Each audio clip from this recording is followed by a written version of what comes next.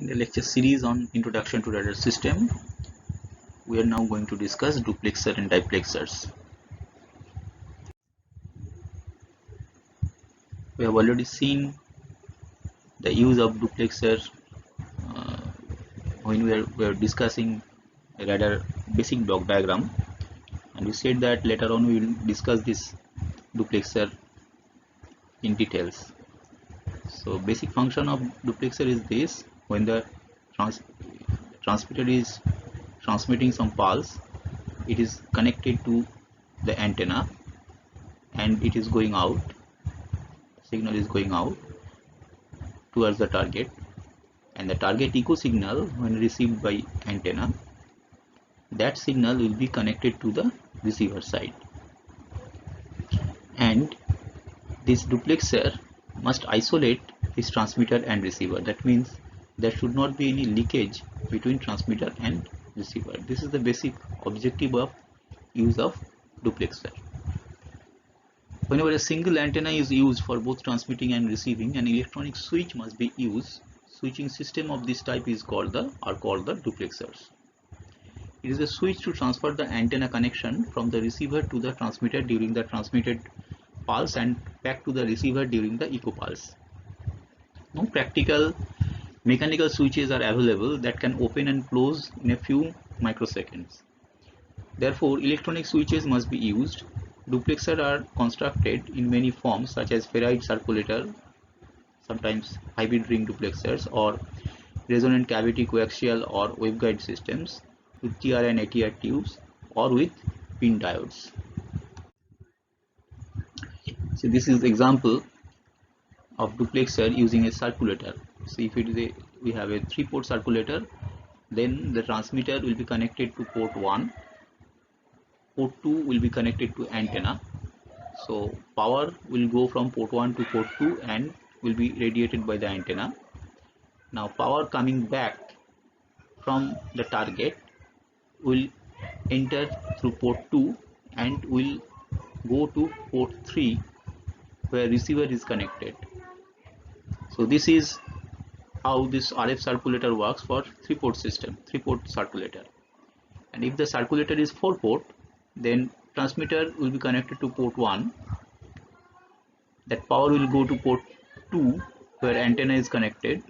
The received echo signal will come back through port 2 and it will be going to port 3 where this receiver is connected at port 3.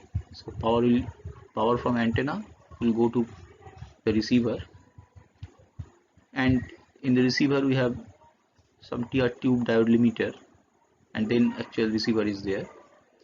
And if some power is reflected by this TR tube or limiter, that power will be coupled to port 4 where matched termination is there, so that power will be absorbed.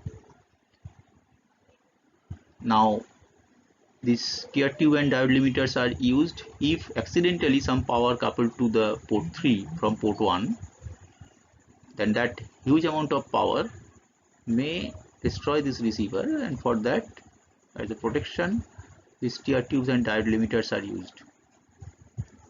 So this is how 4-port circulators may be used as duplexer.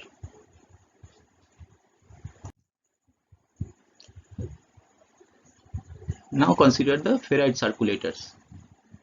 A microwave circulator is a multi-port waveguide junction in which the wave can flow only from nth port to n+1 port in one direction. Although there is no restriction on number of ports, but 4-port microwave circulator is the most common. But for the sake of simplicity, first we will consider the 3-port circulator. So 3 sections of waveguide connected at 180 degree along the broadside planes, with a ferrite rod at the center on which magnetic field is applied axially. Axially means in this direction. The microwave power at port 1 divides into 2 equal portions circulating clockwise and anti-clockwise, so that port 2 and port 3 each get 2 signals. The direction of ferrite and its magnetic field strength is such that the phase shift variation in the 2 signals at port 2 add together, while get subtracted or cancelled at port 3, giving 0 output. Similarly, signal at port 2 will reach port 3 only and no power will be coupled at port 1. Now we will consider 4-port circulator. So this is an example of 4-port circulator. So this one is port 1, port 2, port 3 and port 4. This circulator consists of 5 segments A, B, C, D and E. So in A section we have a rectangular waveguide, then we have some transition. In the B section we have some transition from rectangular waveguide to circular waveguide. In C section we have circular waveguides. This section is the circular waveguide. Then in D section we have circular waveguide to rectangular waveguide, and in E section we have again rectangular waveguide here. So there are 2 rectangular waveguides connected as T at the 2 ends of the central circular waveguide. This one, which is forming port 3, and this one, another section forming port 4. The middle segment C, this section, this is the circular section, circular waveguide section. There is a Faraday rotation ferrite rod is there. It is inside the circular waveguide along with magnetic field. Some arrangement is there to provide magnetic field in this direction, B0. Now we will consider the mechanism. The power entering port 1 is in TE10 mode, which is the dominant mode, and is converted to TE11 mode because of gradual rectangular to circular transition. This is done by this B section, that is the transition of rectangular to circular waveguide. This power passes port 3 unaffected since the electric field is not significantly cut and is rotated clockwise through 45 degree due to the ferrite. Also, this passes port 4 unaffected for the same reason. Finally, it emerges out at port 2, which has its plane of polarization already tilted clockwise by 45 degree with respect to port 1. Now, if the power input is at port 2,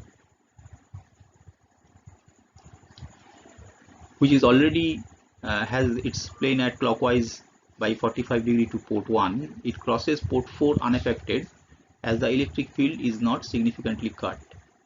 This wave gets rotated by another clockwise by 45 degree due to ferrite rod. Actually, ferrite rod length of this ferrite rod is chosen in such a way that it will rotate it by an angle of 45 degree. So this power whose plane of polarization is now tilted through 90 degree, because first we had 45 degree angle, then we have another 45 degree, so total 90 degree, finds port 3 suitably aligned and emerges out of it. Similarly, we can show that port 3 is coupled only to port 4 and port 4 to port 1.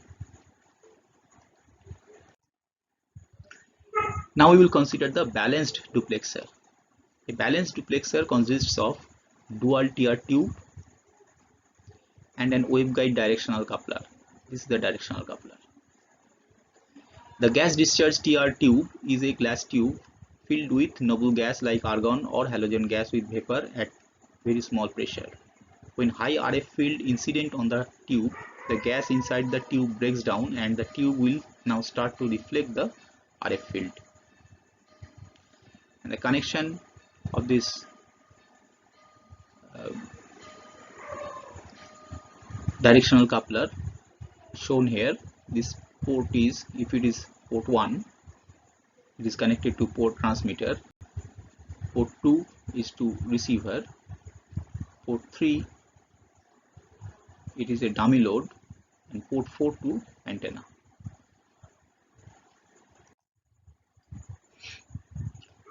Now we will consider how it works. So consider what happens during the transmission. When the high power RF pulse transmitted by the transmitter through input port, the tear tubes become short circuited. The RF field gets reflected from the tube and power couples to the antenna. So power is coming from port 1, and since this one is shorted now because of the presence of high power,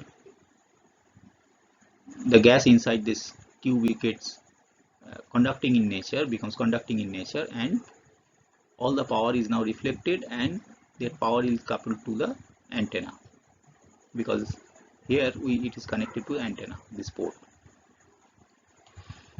If there is any leakage power transmitted through the tube, that power would couple to the dummy load, because following the principle of coupling, so that small amount of power will be coupled at this port and there will be some dummy termination that will absorb the power, so no power will be coupled to the receiver.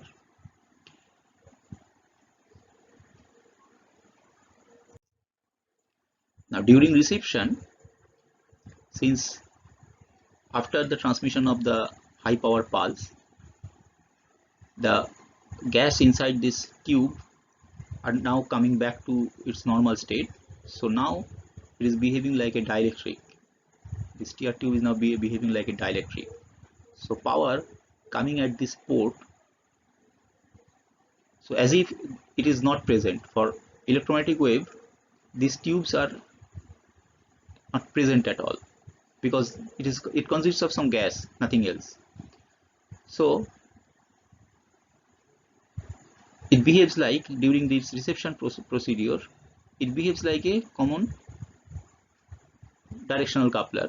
So power is given to here and that power will be coupled to the receiver, and if some power goes to the dummy termination, that will get absorbed.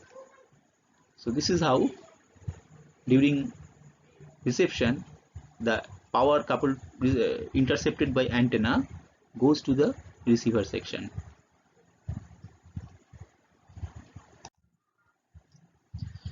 Now consider the diplexer. Pseudo-coherent but multi-frequency radars with multiple magnetron oscillators as transmitters need a diplexer to work effectively. A diplexer is a 3-port passive network. It consists of 2 filters, low pass, high pass or band pass, at different frequencies connected to a single antenna. Signal A at frequency A enters the diplexer and passes through filter A to the antenna. Signal B at frequency B passes through the filter B to the same antenna. Both the signals need to be different frequencies by significant percentage so that filters can easily short them.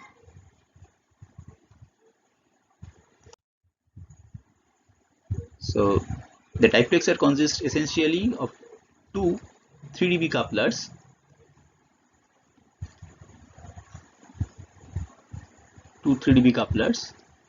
and 2 different long lines of waveguide sections, this one and that one.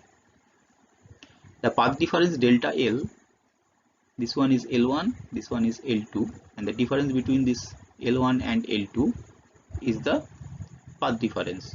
So the path difference delta L of the 2 waveguide sections must be chosen that arises an optimum of impedance matching for both frequencies.